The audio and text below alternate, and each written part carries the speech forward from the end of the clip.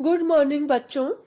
हम मनोवृत्ति परिवर्तन के सिद्धांतों को लंबे टाइम से कर रहे हैं, लेकिन काफी सिद्धांत होने के कारण इस चैप्टर में हमको काफी टाइम भी लग रहा है। काफी लेंथी चैप्टर है और बहुत ही महत्वपूर्ण अध्याय है आपका ये। आज हम कर रहे हैं सामाजिक अधिगम सिद्धांत, सोशल लर्निंग थ्योरी। मनोवृत्ति परिवर्तन तथा मनोवृत्ति संगठन के सामाजिक अधिगम सिद्धांत के अंतर्गत मुख्य रूप से क्लासिकल कंडीशनिंग, प्राचीन अनुकूलन तथा साधनात्मक अनुकूलन, इंस्ट्रूमेंटल कंडीशनिंग या ऑपरेंट कंडीशनिंग के महत्व दिया गया। ये दोनों तरह के अनुकूलन वास्तव में उत्तेजना प्रतिक्रिया सिद्धांत SR थ्योरी के परिचायक है। क्लासिकल अनुकूलन की अभिधारणा यह है कि अस्वाभाविक उत्तेजना यानी CS कंडीशनड स्टिमुलस, जिनका संबंध स्वाभाविक प्रतिक्रिया UCR अनकंडीशनल रिस्पॉन्स से नहीं होता है, जब उसे स्वाभाविक उत्तेजना के साथ दोहराया जाता है, UCS के साथ दोहराया जाता है, तो वह स्वाभाविक प्रतिक्रिया उत्पन्न करने में सक्षम बन जाता है। जैसे हमने पावलोव का सिद्धांत पढ़ा है। पावलोव ने कुत्ते के ऊपर प्रयोग किया था और उन्होंने घंटी के साथ भोजन को कोरिलेट करते हुए क्लासिकल कंडीशनिंग सिद्धांत को समझाया था। तो पावलोव ने 1904 के क्लासिकल अनुकूलन पर किए गए प्रयोग में घंटी अस्वाभाविक उत्तेजना CS थी, भोजन स्वाभाविक उत्तेजना थी तथा लार गिरना स्वाभाविक प्रतिक्रिया UCR थी। घंटी की आवाज का कोई संबंध लार गिरने से नहीं था, इसलिए लार गिरने के संदर्भ में घंटी तटस्थ उत्तेजना थी, लेकिन घंटी तथा भोजन के साथ साथ घटित होने से घंटी ने भोजन के गुण को अर्जित कर लिया, जिससे घंटी के आवाज पर लार गिरने लगी। इस तरह क्लासिकी अनुकूलन परिस्थितियों का वह सेट है जिसके अंतर्गत किसी स्वाभाविक उत्तेजना द्वारा प्राणी की स्थापित प्रतिक्रिया किसी नई उत्तेजना के नियंत्रण के अधीन चली जाती है। स्टार्ट ने 1963 में लिखा है कि क्लासिकी अनुकूलन विधि का उपयोग मनोवृत्ति परिवर्तन के लिए सफलतापूर्वक किया। उन्होंने अपने अध्ययन के आधार पर प्रमाणित किया कि क्लासिकी अनुकूलन का उपयोग करके वर्तमान मनोवृत्ति में परिवर्तन लाया जा सकता है।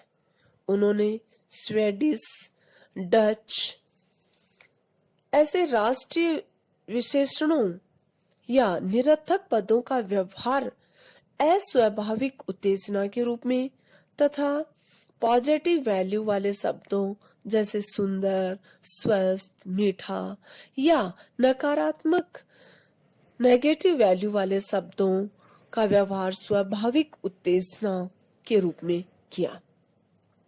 उन्होंने इस विधि को अपनाते हुए कुछ राष्ट्रों के प्रति परियोजों की मनोवृत्तियों का मापन किया। उनमें से ऐसे राष्ट्रों का चुनाव किया गया जिनके प्रति सब्जेक्ट की जो मनोवृत्ति तटस्थ थी। इसके बाद इन राष्ट्रों में से कुछ राष्ट्रों के नामों के साथ पॉजिटिव वैल्यू वाले शब्दों तथा कुछ राष्ट्रों के नामों के साथ नेगेटिव वैल्यू वाले शब्द कई बार सब्जेक्ट्स को दिखाए गए। फिर उन सभी राष्ट्रों के प्रति सब्जेक्ट्स की मनोवृत्ति का मापन किया गया। अध्ययन में देखा गया कि जिन राष्ट्रों के नाम के साथ पॉजिटिव वैल्यू वाले शब्द दिखाए गए थे, उनके प्रति सब्जेक्ट्स की मनोवृत्ति अनुकूलन बन गई, और जिन राष्ट्रों के नाम के साथ नेगेटिव वैल्यू वाले शब्द दिखलाए गए थे, उनके प्रति प्रयोजकों की मनोवृत्ति बदलकर प्रतिकूल बन गई। स्टार्ट तथा स्टार्ट के अध्ययन का समर्थन दैनिक जीवन की घटनाओं से भी होता है।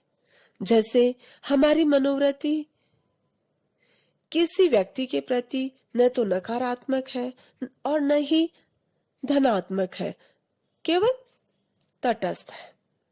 दूसरा व्यक्ति के प्रति हमारी मनोवृत्ति नकारात्मक है। यदि हम प्रथम व्यक्ति को बार बार दूसरे के साथ देखते हैं, तो प्रथम व्यक्ति के प्रति हमारी तटस्थ मनोवृत्ति बदलकर नकारात्मक बन जाती है। दूसरी ओर जब हम प्रथम व्यक्ति को बार बार किसी अन्य तीसरे व्यक्ति जिसके प्रति हमारी मनोवृत्ति पहले से ही अनुकूल है, उसके साथ देखते हैं, तो हमारी मनोवृत्ति तटस्थ मनोवृत्ति बदलकर अनुकूल बन जाती है। तो यहाँ फर्स्ट व्यक्ति है वो अस्वाभाविक उत्तेजना है, तथा सेकंड और थर्ड जो व्यक्ति है वो स्वाभाविक उत्तेजना है। मनोवृत्ति परिवर्तन में क्लासिकी अनुकूलन के साथ साथ साधनात्मक अनुकूलन का भी प्रभाव देखने को मिलता है। यह अनुकूलन इस अभिधारणा पर आधारित है कि व्यक्ति उस क्रिया या व्यवहार को बार बार दोहराना पसंद करता है और उसे सीख जाता है जिस क्रिया या व्यवहार से उसको खुशी मिलती है, संतुष्टि मिलती है या पुरस्कार मिलता है, और उस क्रिया या व्यवहार को दोहराना व्यक्ति पसंद नहीं करता है और उसको भुला देना चाहता है जिस क्रिया या व्यवहार से उसे दुख या कष्ट या दंड मिलता है। इस प्रकार यह रेनफोर्समेंट प्रबलन को प्राप्त करने में व्यक्ति का व्यवहार साधनात्मक होता है।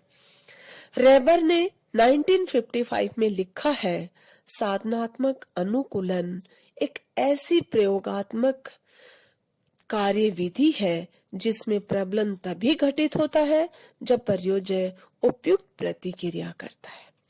साधनात्मक अनुकूलन पर थॉर्नडाइक तथा स्किनर ने 1938 में बिल्ली तथा चूहों पर कई महत्वपूर्ण प्रयोग किए। थॉर्नडाइक ने भूल भुलैया शिक्षण से संबंधित बिल्ली तथा चूहों पर प्रयोग किए और प्रयोगों में देखा कि उन प्राणियों ने केवल उस प्रतिक्रिया को सीखा जिसके करने से प्रबलन यानी भोजन प्राप्त होता है। इसी प्रकार स्किनर ने 1938 में चूहों पर प्रयोग किया और देखा कि चूहों ने केवल उसी प्रतिक्रिया को दोहराया और सीखा जिसके करने पर उसे प्रबलन या भोजन मिलता था। मनोवृत्ति परिवर्तन के क्षेत्र में स्कॉट 1957, उलमेन 1965 तथा सिंगर 1962 के भी अध्ययन काफी महत्वपूर्ण रहे हैं। स्कॉट ने 1957 में एक प्रयोग में प्रयोजक को कंट्रोल ग्रुप तथा प्रयोगात्मक समूह एक्सपेरिमेंटल ग्रुप में विभाजित कर दिया। दो ग्रुप उन्होंने लिया, एक कंट्रोल ग्रुप लिया और दूसरा एक्सपेरिमेंटल ग्रुप लिया। प्रयोगात्मक समूह के प्रयोजक को एक डिबेट में भाग लेने का अवसर दिया और कंट्रोल ग्रुप के प्रयोजक को डिबेट से अलग रखा गया। प्रयोगात्मक समूह के प्रत्येक प्रयोजक को अपनी मनोवृत्ति के विपरीत बोलने के लिए कहा गया। डिबेट के समाप्त होने के बाद कुछ प्रयोजक को विनर तथा कुछ प्रयोजक को हारने वाला घोषित किया गया। परिणाम सुनाया गया। परिणामों में देखा गया कि नियंत्रित प्रयोजकों की अपेक्षा विजय घोषित प्रयोजकों की मनोवृत्ति में अधिक परिवर्तन हुए। इसी प्रकार हारने वाले परियोजनाओं की तुलना में विजयी परियोजनाओं में मनोवृत्ति परिवर्तन अधिक देखा गया। स्कॉट ने 1959 में अपने बाद के अनुसंधान में पाया कि इस तरह की परिस्थिति में तटस्थ मनोवृत्ति रखने वाले परियोजना में अपेक्षाकृत कम परिवर्तन हुए, जबकि अनुकूल या प्रतिकूल मनोवृत्ति रखने वाले परियोजनाओं की मनोवृत्ति में अधिक परिवर्तन हुए। उसके बाद आता है इस सिद्धांत के गुण। सामाजिक अधिगम सिद्धांत का प्रयोगात्मक आधार काफी सबल है। अनेक प्रयोगों या अध्ययनों से प्रमाणित होता है कि मनोवृत्ति परिवर्तन में क्लासिकी अनुकूलन तथा साधनात्मक अनुकूलन का महत्वपूर्ण हाथ होता है। इस सिद्धांत में वस्तुनिष्ठता अन्य सिद्धांतों की अपेक्षा अधिक पाई जाती है। इस सिद्धांत में प्रमाणीकरण का गुण पाया जाता है। इस सिद्धांत की मान्यताओं या अभिधारणाओं को दूसरे प्रयोगकर्ता या अनुसंधानकर्ता अपने तौर पर सत्यापित कर सकते हैं। नेक्स्ट पॉइंट आता है, इस सिद्धांत में कार्यात्मक सार्थकता का गुण पर्याप्त मात्रा में पाया जाता है। इस सिद्धांत की मान्यताओं या अभिधारणाओं के निरीक्षण में पुरस्कार, दंड या मॉडलिंग के आधार पर बच्चों की मनोवृत्तियों को माता पिता तथा शिक्षक अनुकूल दिशा में निर्मित कर सकते हैं या उनकी अवांछित मनोवृत्तियों में परिवर्तन ला सकते हैं। बच्चों के साथ साथ वयस्कों की मनोवृत्ति में भी मात्रात्मक तथा दिशात्मक परिवर्तन लाया जा सकता है।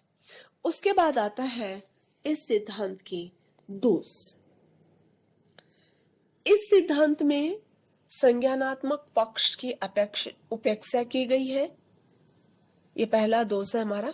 ये सिद्धांत मूल्यांकन पक्ष पर अनावश्यक बल देता है तथा संज्ञानात्मक पक्ष की उपेक्षा करता है, जबकि मनोवृत्ति परिवर्तन में संज्ञान का भी महत्वपूर्ण स्थान होता है।